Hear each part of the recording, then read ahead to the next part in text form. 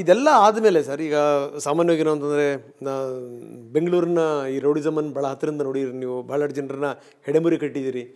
ಈ ಒಂದು ಹಂತಕ್ಕೆ ಒಂದು ಲೆವೆಲಿಗೆ ಆದಮೇಲೆ ಆ ಕುಟುಂಬದವರು ಮತ್ತೆ ರೌಡಿಸಮ್ ಕಂಟಿನ್ಯೂ ಮಾಡಲಿಲ್ಲ ಅಂತಂತಂದರೆ ಈ ತುಂಬ ಸೇಡ್ ತೀರಿಸ್ಕೊಂಡಿರೋದು ಅದೆಲ್ಲ ತುಂಬ ಕಡಿಮೆ. ಈಗ ಮತ್ತೆ ಇವಾಗ ಗುಂಡಿನ ಮೊರತ ಕೇಳಿ ಬಂದಿದೆ, ಏನಂತೀರೋದಕ್ಕೆ? ನನಗೆ ನೋಡಿ, ನಾನು ಇನ್ಫಾರ್ಮೇಷನ್ ಕಲೆಕ್ಟ್ ಮಾಡಿರೋದ್ರಲ್ಲಿ ದೊಡ್ಡ ಒಂದೇನೂ ಇದೇ ಕಾಣ್ತಾ ಇಲ್ಲ, ಲೈಮ್ ಲೈಟಿಗೆ ಬರ್ತಾ ಇಲ್ಲ. ಅವನು ಎಲ್ಲಿದ್ದಾನೆ ಅನ್ನೋದು ಯಾರಿಗೂ ಗೊತ್ತಿಲ್ಲದಂಗೆ ಇದ್ದಾನೆ. ಈ ಒಂದು ಸ್ವಲ್ಪ ಆ್ಯಕ್ಟಿವಿಟಿ ಸ್ವಲ್ಪ ಹೆಚ್ಚು ಕಮ್ಮಿ, ಅಥವಾ ಈ ಎರಡನೇ ಹೆಂಡ್ತಿದು ಒಂದು ಮದುವೆ ಆದ್ರೆ ಅದರದ್ದು ಏನೋ ಒಂದು ಇರ್ಬೋದು, ಅನುರಾಧ. ಹೌದು. ಆಮೇಲೆ ಮುತ್ತಪ್ಪರೈಗೂ ಸುಮಾರು ಜನ ಇವರು ಎನಿಮೀಸ್ ಇದ್ದಿರ್ಬೋದು. ಬಟ್ ಮಗನ ಮೇಲೆ ಅಟ್ಯಾಕ್ ಮಾಡೋದಂಥದ್ದು ಭಾಳ ಅಪರೂಪ. ನನಗೂ ಭಾಳ ಇನ್ನೂ ಇನ್ವೆಸ್ಟಿಗೇಷನಲ್ಲೇ ಗೊತ್ತಾಗಬೇಕು ನೋಡು. ಓಕೆ ನಾವು ಈಗಲೇ ಒಂದೇ ಕನ್ಕ್ಲೂಷನ್ ಬರೋಲ್ಲ. ಬಟ್ ಕೆಲವು ನೋಡಿ, ಅಲ್ಲಿ ಒಂದು ಸ್ವಲ್ಪ ನನಗೆ ಅಲ್ಲಿ ಅವರ ಇವರಿದ್ದಾರಲ್ಲ, ಏನು ಗನ್ಮೆನ್ಸು, ಅವರಲ್ಲೇ ನಂಬಕ್ಕಾಗಲ್ಲ. ಯಾರೋ ಒಂದು ಇನ್ಫಾರ್ಮೇಷನ್ ಕೊಟ್ಟಿದ್ದಾರೆ, ಇವ್ರು ಇಷ್ಟು ಗಂಟೆಗೆ ಹೋಗ್ತಾರೆ ಅನ್ನೋದು ಅಲ್ವಾ, ಅದೊಂದು ಕೊಟ್ಟಿದ್ದಾರೆ. ಆಮೇಲೆ ಅವ್ರೇನೋ ಹೋದ್ರು, ಪರ್ಸ್ ಬಿಟ್ಟರು, ವಾಪಸ್ ಬಂದರು. ಫಸ್ಟ್ ಒಂದು ಗುಂಡು ಹೊಡೆದ ಸೌಂಡ್ ಕೇಳ್ತು, ಕೇಳಿ ಇಳಿದು ಟೈರ್ ಪಂಚರ್ ಆಗಿದೆ. ಅದೆಲ್ಲ ನೋಡುವಾಗ ಅಲ್ಲಿ ಏನೋ ಒಂದು ಸ್ವಲ್ಪ ಇದು ಕಾಣುತ್ತೆ ನನಗೆ. ಇನ್ನು ಇನ್ವೆಸ್ಟಿಗೇಷನಲ್ಲಿ ಗೊತ್ತಾಗ್ಬಿಡುತ್ತೆ CCTVಗಳಿದೆ. ಸರ್, ಇವಾಗ ನೋಡಿ, ಈ ಹಿಂದಿನ ರೌಡಿಸಮ್ ಬೇರೆ. ಯಾಕಂದರೆ ಮುಖ್ಯಮಂತ್ರಿ ಚೇಂಬರಿಗೆ ಹೋಗಿ ಲಾಂಗ್ ಇಟ್ಟಿರುವಂಥವ್ರು ಇದ್ದಾರೆ, ಮುಖ್ಯಮಂತ್ರಿ ಮಗಳ ಆಫೀಸ್ಗೆ ಹೋಗಿ ಬೆದರಿಸಿರೋರು ಇದ್ದಾರೆ, ಮುಖ್ಯಮಂತ್ರಿಗಳ ಜೊತೆಗೆ ಡೈರೆಕ್ಟಾಗಿ ಒಡಂಬಡಿಕೆ ಮಾಡ್ಕೊಂಡಿರೋರು ಇದ್ದಾರೆ. ನಿಮಗೆ ಗೊತ್ತಿದೆ ತುಂಬ ಚೆನ್ನಾಗಿ. ಆದರೆ ಈಗ ಆ ಸ್ಥಿತಿಗತಿಗಳು ಬದಲಾಗಿವೆ. ಈಗೇನು ಅಂತಂದರೆ, ಈಗ ಸೈಬರ್ ತುಂಬ ಸ್ಟ್ರಾಂಗ್ ಇದೆ, ಈಗ ಪೊಲೀಸ್ ಇಲಾಖೆನೂ ತುಂಬ ಸ್ಟ್ರಾಂಗ್ ಇದೆ. ಅದ್ರ ಜೊತೆಗೆ ಏನಪ್ಪ ಅಂತಂದರೆ ತುಂಬ ಒಳ್ಳೊಳ್ಳೆ ಆಯುಧಗಳು ಬಂದ್ಬಿಟ್ಟಿವೆ.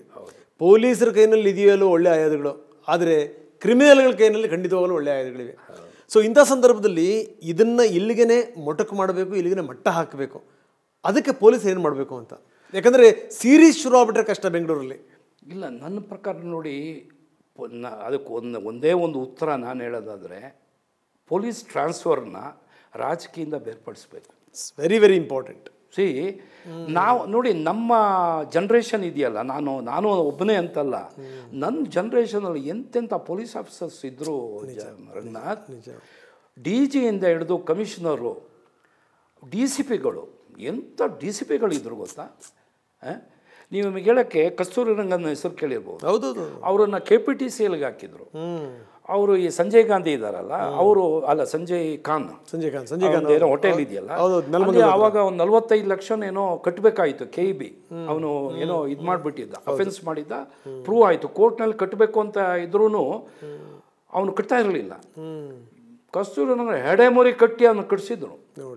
ಆಗ ಇನ್ಕ್ಲೂಡಿಂಗ್ CM ಇವರಿಗೆ ಇದು ಮಾಡಿದ್ರು, ನೋಡಿ ಅವನು ಸ್ವಲ್ಪ ಏನಾರು ಬಿಡಿ ಅಂತ. ಇಲ್ಲ ಸರ್, ಆಗೋದಿಲ್ಲ ಅಂಥ ಪೊಲೀಸ್ ಅಧಿಕಾರಿಗಳಿದ್ದರು. ಆಮೇಲೆ ನಮ್ಮ ಪೋಸ್ಟಿಂಗಿಗೆ ನಿಮಗೆ ನಿಜ ಹೇಳಬೇಕು ಅಂದರೆ, ನಾನು ವೈಯಾಲಿಕಾವಲ್ ಸಬ್ ಇನ್ಸ್ಪೆಕ್ಟರ್ ಆಗಿದ್ದಾಗ ಆಳ್ವ ಅಲ್ಲಿ MLA ಎಂಥ ನಮ್ಮ ಆಳ್ವ ಇದ್ರಲ್ಲ, ಜೀವರಾಜ್ ಆಳ್ವ, ಅವರು ಬಂದರೆ ವಿಸಿಟಿಂಗ್ ಕಾರ್ಡು ಸೆಂಟ್ರಿಗೆ ಕೊಡೋರು. ನೋಡಪ್ಪ, ಸಬ್ ಇನ್ಸ್ಪೆಕ್ಟರ್ ಕೊಡು, ಕರಿಯ ಕೇಳಪ್ಪ ನನ್ನ ಫ್ರೀ ಆದಮೇಲೆ ಅಂತ ನೋಡಿ. It is a fact. ಆಮೇಲೆ ಒಂದು ಸರಿ ಕೇಳಿದ್ರಂತೆ ಸೆಂಟ್ರಿಗೆ, ಹೆಂಗಪ್ಪ, ನಾನು ಭಾಳ ಹೊಡಿತಿದ್ದೆ ಅಲ್ಲಿ ಒಳಗಡೆ, ಕೂಗಾಡ್ತಿದ್ದಾರಾ, ಕಾಮಾಗಿದ್ದಾರ ಅಂತ ಕೇಳೋರು. ಆಮೇಲೆ ಇನ್ನೊಬ್ಬರು ಇವತ್ತು ಸೆಂಟ್ರಲಲ್ಲಿ ಮಿನಿಸ್ಟ್ರ್ ಆಗಿದ್ದಾರೆ, ಅವರು MLA, ಅವರು ನನಗೆ ಫೋನಲ್ಲೇ ನನಗೆ ಸಿಕ್ಕಿದಾಗ ಹೇಳೋದು, ಅಶೋಕ್, ನನ್ನ ಹತ್ರ ರೌಡಿಗಳು ಎಲ್ಲ ಬರ್ತಾರಪ್ಪ, ಏನು ಮಾಡೋದು? ನಾನು ನಿಮಗೆ ಫೋನಲ್ಲಿ ಅವ್ರಿಗೆ ಹೊಡಿಬೇಡಿ ಅಂತ ಹೇಳ್ತೀನಿ, ನೀವು ಸಿಟ್ಟುನಾಗಿ ನನಗೆ ರಿವರ್ಸ್ ಮಾತಾಡ್ಬಿಡ್ಬೇಡಿ, ಅವ್ರ ಮುಂದೆ ಸ್ವಲ್ಪ ಹೇಳ್ತೀನಿ, ಯಾಕಂದ್ರೆ ಅವ್ರ ಕಡೆ ಎಲ್ಲ ಬಂದಿರ್ತಾರೆ, ನಮ್ಗೆ ಓಟ್ ಬರುತ್ತೆ ಶಿವಕುಮಾರ್, ಏನು ಮಾಡೋಕ್ಕಾಗಲ್ಲ, ಹೊಡಿಯೋದು ಹೊಡ್ಕೊಳ್ಳಿ, ನೀವೇನು ಹೊಡಿಯೋದು, ನಾನೇನು ಹೊಡಿಬೇಡಿ ಅಂತ. ಈ ಥರ ನಮ್ಮ ಪೊಲಿಟಿಷಿಯನ್ಸ್ ಸಪೋರ್ಟ್ ಇತ್ತು. ಸಪೋರ್ಟ್ ಅಂದರೆ ಅವ್ರಿಗೆ ಒಂದು ಇದಿತ್ತು ನಮಗೆ. ಅಲ್ಲ, ವೆರಿ ಅನ್ಫಾರ್ಚುನೇಟ್ಲಿ ಸರ್, ಈ ಸಂದರ್ಭದಲ್ಲಿ ಹೇಳಲೇಬೇಕು, KGಹಳ್ಳಿ DGಹಳ್ಳಿ ಘಟನಾವಳಿಗಳಾದಂಥ ಸಂದರ್ಭದಲ್ಲಿ ಅಲ್ಲಿನ ಅಧಿಕಾರಿಗಳು ಒಳಗಡೆ ಪ್ರವೇಶ ಮಾಡೋಕ್ಕಾಗದೇ ಇಂದಿರಾ ಕ್ಯಾಂಟೀನ್ ಕಾಂಪೌಂಡ್ ಕೆಡವಿ ಬರಬೇಕಾಯ್ತು commissioner. It's very unfortunate. Ranganath, ನಾನು ನನ್ನ 35 ವರ್ಷ ಸರ್ವೀಸ್ನಲ್ಲಿ ಸುಮಾರು ನಾನು ಲೆಕ್ಕ ಹಾಕಿದ್ದೀನಿ, 45 ಮೇಲೆ ಈ ಗಲಭೆಗಳನ್ನ ಕಂಟ್ರೋಲ್ ಮಾಡೋದ್ರಲ್ಲಿ ನಾನು ಕೈ ಹಾಕಿದ್ದೀನಿ. 79ನೇ ಇಸ್ವಿಯಿಂದ 1979ರಲ್ಲಿ ಇಂದಿರಾ ಗಾಂಧಿ ಅರೆಸ್ಟ್ ಆಯಿತು ಒಂದು ಇದರಲ್ಲಿ. ಆವಾಗ ಗಲಭೆ ಶುರು ಆಯಿತು. JJ ನಗರ ಬೆಂಕಿವರೆಗೂ, ಅಲ್ಲಿ ಪೊಲೀಸ್ ಸ್ಟೇಷನ್ ಇರಲಿಲ್ಲ JJ ನಗರದಲ್ಲಿ. ಕಾರ್ತಿಕೇಯನ್ DCP, ಇಬ್ಬರೇ DCPಗಳು, ಈ ವೆಸ್ಟು ಈಸ್ಟು.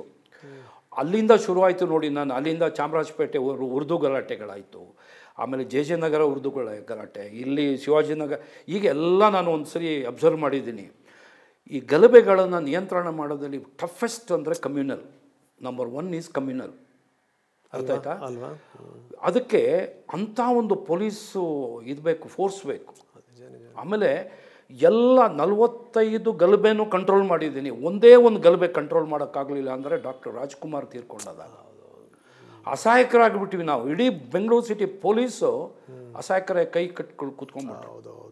ಅಲ್ಲ ಸರ್, ಅದು ಎಮೋಷನಲ್. ಆಮೇಲೆ ಎಂಥ ಸ್ಥಿತಿ ಆಯಿತು ಅಂತಂದರೆ ಮನೆಯವ್ರಿಗೇನೆ ಬಾಡಿ ನೋಡೋಕ್ಕಾಗಲಿಲ್ಲ, ಪೂಜೆ ಮಾಡೋಕ್ಕಾಗಲಿಲ್ಲ. ಎಷ್ಟು ಇದಾಯಿತು. ಅದರಿಂದ ರಾಜಕೀಯನೂ ಸೇರ್ಕೊಂಡ್ಬಿಡ್ತು. ರಾಜಕೀಯನೂ ಸೇರಿಬೋದು, ಬಟ್ ಜನರು ಏನಾಯಿತು ಎಮೋಷನಲ್ ಆಗಿಬಿಟ್ರು. ಅವ್ರನ್ನ ಕಂಟ್ರೋಲ್ ಮಾಡೋಕ್ಕೆ ಆಗ್ತಿರ್ಲಿಲ್ಲ ನಮಗೆ. ಪೊಲೀಸ್ ಸಾಲದು, ನಮ್ಮ ಸಾಲದಾಗ ನಾನು ಕೇಳ್ಪಟ್ಟೆ. ನಾನು ಏನು ಅಂದರೆ ಒಬ್ರು ಕೈ ಹಿಡ್ಕೊಂಡ್ಬಿಟ್ಟಿದ್ರಂತೆ, ಇನ್ನೊಬ್ರು ಕಾಲು ಹಿಡ್ಕೊಂಡ್ಬಿಟ್ಟಿದ್ರಂತೆ ಅಣ್ಣವರು ಅಂತ ಹೇಳಿ, ಅಂತ ಬಿಡಿಸೋದೇ ಕಷ್ಟ ಆಗ್ಬಿಡ್ತು ಅಂತ ಹೇಳಿ. ನನಗೆ ಎಷ್ಟೋ ಜನ ಬಂದು ಕಲ್ ತೊಗೊಂಡು ಬರೋರು ಹೊಡಿಯೋಕ್ಕೆ ನನ್ನ ಹೆಸರು ನೋಡ್ಬಿಟ್ಟು ಇವ್ರು ಒಳ್ಳೆ ಆಫೀಸರಪ್ಪ ಹೊಡಿಬೇಡಿ ಅಂತ. ನಾನು ಈ ನೇಮ್ ಪ್ಲೇಟ್ನೇ ಆಗಾಗ ನೋಡ್ಕೊಳ್ತಿದ್ದೆ. ಅದೇ ನನ್ನ ಕಾಪಾಡಿದೆ. ಈ BB Ashok Kumar name plate ಇದೆಯಲ್ಲ, ಅದೆಲ್ಲ ಬಿದ್ದೋಗ್ಬಿಡುತ್ತೆ ಅಂತ ನೋಡಿ ಆಮೇಲೆ ಯೋಚನೆ ಮಾಡೋದು, 2 ಇಟ್ಕೋಬೇಕು ಯಾವತ್ತಾದರೂ. ಒಂದು ಕಳೆದ್ರೆ ಒಂದು ಸಿಗಿಸ್ಕೊಳ್ಳೋಕೆ ಪ್ರೆಸೆನ್ಸ್ ಆಫ್ ಮೈಂಡ್. ಸರ್, ಇದೊಂದು ಸಂದರ್ಭ. ಬಟ್ ನೀವು ಒಂದು ಆರಂಭದಲ್ಲಿ ನಮಗೊಂದು ಎಚ್ಚರಿಕೆ ಕೊಟ್ಟಿರಿ. ಏನು ಅಂತಂದರೆ ಬರೀ ಏನಾದರೂ ಬೆಂಗಳೂರಲ್ಲಿ ಗುಂಡಿನ ಮೊರತ ಬಂದಾಗ ಮಾತ್ರ ನೀವು ಕಾಲ್ ಮಾಡ್ತೀರಿ ಅಂತ ಹೇಳಿ. ಕೊನೆಯದಾಗಿ ಹೇಳ್ತೀನಿ ರಂಗನಾಥ್, ನಾನು ಪೊಲೀಸ್ ಇಲಾಖೆಯಲ್ಲಿ ಇದ್ದೆ ಅಂತ ಹೇಳ್ತಾ ಇಲ್ಲ. ಪೊಲೀಸ್ ಇಲಾಖೆ ಭಾಳ ಪವಿತ್ರವಾದ ಇಲಾಖೆ, ಭಾಳ ಪವಿತ್ರವಾದ ಇಲಾಖೆ. ನಿಮಗೆ ನಾವು ಕೆಲವು ಕೇಸ್ಗಳಲ್ಲಿ ಕೊಟ್ಟ ನ್ಯಾಯ ಇವತ್ತು ನನ್ನನ್ನು ಎಲ್ಲಿ ನೋಡಿದ್ರು ಜನ ಗುರುತಿಸ್ತಾರೆ. ಅದರಿಂದ ಅದು ಕರ್ನಾಟಕ ಪೊಲೀಸ್ ಇದೆಯಲ್ಲ, one of the best police. ಹಿರಿಯ ಒಂದು ಕಾನ್ಸ್ಟೇಬಲ್ವರೆಗೂ DG ಅಂತ ಎಂತೆಂಥ ಆಫೀಸರ್ಸ್ ಇದ್ದರು ರಂಗನಾಥ್. ಬಟ್ ಈಗ ನೋಡೋಕೆ ಸ್ವಲ್ಪ ಬೇಜಾರು ಏನಕ್ಕೆ ಆಗ್ತಾ ಇದೆ ಅಂದರೆ ರಾಜಕೀಯ ಕೈ ಹಾಕೊಂಡ್ಬಿಡ್ತು. ರಾಜಕೀಯ ಸರ್ ಏನು ಗೊತ್ತಾ, ಅಲ್ಲ ಸರ್, ಒಂದೊಂದು ವರ್ಷಕ್ಕೆ ಎತ್ತುಬಿಟ್ರೆ 6 ತಿಂಗಳಿಂದ ನಾವು ಪ್ರಯತ್ನ ಶುರು ಮಾಡಬೇಕು. ಸೊ ಏರಿಯಾ ಹೆಂಗೆ ಗೊತ್ತಾಗುತ್ತೆ. ನಮ್ಮ ಪೋಸ್ಟಿಂಗಿಗೆ ಅವ್ರ ರಾಜಕೀಯ ಕೈ ಹಾಕ್ತಿದ್ದ ನೋಡಿ ಪುನಃ ಒಳ್ಳೆ ಪೊಲೀಸ್ ಟ್ರೈನಿಂಗು, ಅಧಿಕಾರಿಗಳು ಎಲ್ಲ ಒಳ್ಳೆಯವರೇ ಇದ್ದಾರೆ. ನಿಜ ನಿಜ ನಿಜ. Thank you very much sir. Okay Ranganath, thank you. ಭಾಳ ದಿನಗಳ ನಂತರ ನಿಮ್ಮ ಭೇಟಿ ಆಯಿತು, ಸಾಕಷ್ಟು ಮಾತಾಡಿದ್ವಿ. Thank you very much.